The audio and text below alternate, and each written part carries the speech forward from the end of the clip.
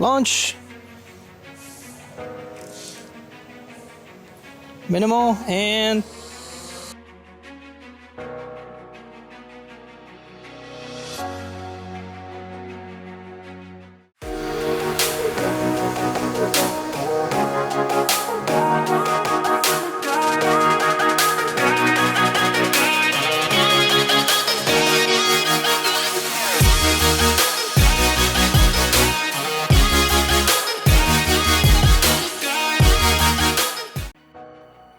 we ask that you leave a disclaimer in the video or comments for the Skydio community at large when making videos like the one provided.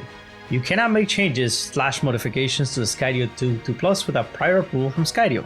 Changes or modifications not expressly approved by Skydio could void the user's authority to operate the equipment and void the user's warranty. We want to be sure that the users are not unintentionally voiding their warranty by changing or modifying their drones. it's capable of taking off, but it's a proof of concept, and don't try this at home.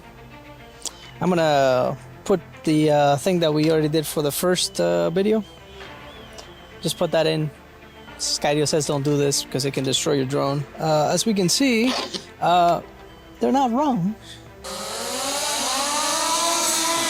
Whoa, whoa, whoa, whoa, hey!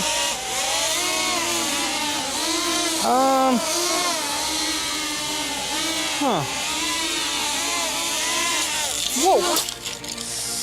After reviewing the footage, you can actually hear the propeller strikes on video, causing the motors to slow down. Nope. This is why the drone began wobbling and the drone crashed. I'm publishing the design for the community, but what I really need is a better attachment system for attaching the guards to the drone, as these are not good enough. There is a chance it is obstacle avoidance, but a single prop guard test didn't show the issue, so we'll have to come back to this attachment system in the future.